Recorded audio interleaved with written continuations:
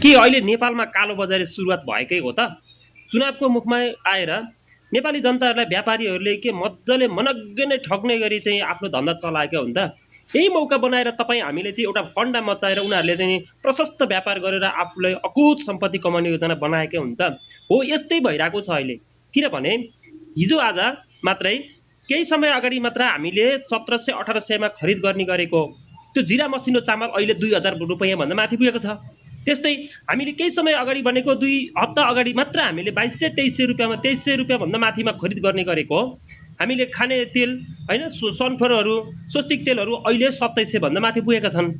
केही समय अगाडि बजारभरि कुनै पनि ग्यासको चाहिँ अभाव थिएन, अहिले चाहिँ कृत्रिम अभाव बनाइएको छ ताकि नेपालको चाहिँ भण्डारण क्षमताहरू त्यति नै छ, तर व्यापारीहरूले आफूसँग स्टक एकदम कम भएको र हामीलाई चाहिँ डिपोले थोरै दिएको भनेर अहिले ग्यासको चाहिँ हाहाकार जस्तै मचाइसकेका छन्। त्यस्तै तरकारीको कुरा गर्नुहुन्छ भने तरकारी बजारतिर गयो भने तरकारी दोब्बरै भाउ बढेको छ। उता किसानको बारीमा किसानको चाहिँ तरकारी कुहिएर तनावमै छन् किसानहरू, त्यो तरकारी उठ्न सकेको छैन। तर व्यापारीहरूले बिचौलियाले बिचैमा सेटिङ मिलाएर कम मात्रामा तरकारी ल्याउने, त्यसको चाहिँ दोब्बर भाउ चाहिँ उपभोक्ताहरूलाई टाउकोमा थुपारिदिएका छन्। हो, यस्तै गरी यो चुनावको बेलामा तरकारी मासु मांस अन्य फेन्सी आइटमहरू घरायसी खाद्यान्न कुराहरूलाई चाहिँ एकदमै बढाइदिएर उपभोक्ताहरूलाई मारमा पुर्याइदिएका छन्। त्यो सबैले महसुस गरेकै कुरा हो।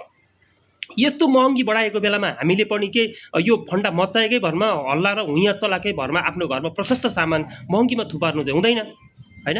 जसरी चाहिँ यो सामानहरू उनीहरूले यति महँगोमा चाहिँ एउटा कृत्रिम मूल्य निर्धारण गर्छन्, हामीले पनि कम मात्रामा खपत गर्नुपर्ने हुन्छ। त्यो स्टक भनेको हामीले राख्नै हुँदैन। स्टक राख्नका लागि हामीले धेरै पैसा खर्च गर्छौँ, तर यो जब चाहिँ चुनाव सकिन्छ नि त्यसपछि भनेको यसको मूल्य एकदमै प्राकृतिक नै भएर जान्छ। कृत्रिम मूल्य अटोमेटिक यिनीहरूको हट्ने नै छ। जब चुनाव हुन्छ, चुनाव भएपछि देशमा एउटा स्थायी सरकार बन्छ, स्थायी सरकार भएपछि यिनीहरू निगरानीमा पर्छन्। अब अहिले त जसले जे गरे पनि भएको छ, जसलाई जे मन लाग्यो जति मूल्य निर्धारण गर्यो, जसलाई जहाँ ढाड सेके पनि कसैले कारबाही गर्न सक्ने स्थितिमा छैन। अहिले देश आफैमा चाहिँ एकदम अस्थिरतामा छ हैन। देशमा चाहिँ सरकार एकदमै कमजोर छ। देश अहिले निर्वाचनमय छ र सरकार निर्वाचनलाई सफल बनाउनका लागि अगाडि बढेको बेलामा अन्य कुराहरूलाई चाहिँ सरकारले नियन्त्रण गर्न सक्दैन। यही मौका छोपेर कालोबजारी गर्ने, एउटा धन्दा चलाउने, एउटा फन्डा मचाएर चाहिँ उपभोक्ताहरूलाई बेसरी ढाड सेक्किने गरी ठग्नेहरूको अहिले बजारमा बिगबिगी भइसकेको छ। यो अवस्थामा चाहिँ तपाईँ हामीले आफूलाई चाहिने भन्दा बढी स्टक सामान राख्ने नै होइन। पछि पाइन्छ, मजाले पाइन्छ, नपाउने होइन।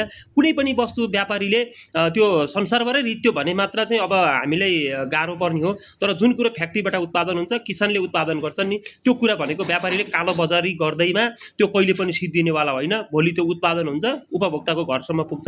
त्यसैले गर्दाखेरि हामी कसैले पनि कहिले पनि यो यति घरमा थुपार्ने राख्ने गरेर आफूलाई कृत्रिम मूल्यको चाहिँ एउटा शिकार बन्न नदिउँ है त। सबैजनालाई खबर गरिदिनु होला, यो कुरा सेयर गरिदिनुहोस् है त। धन्यवाद।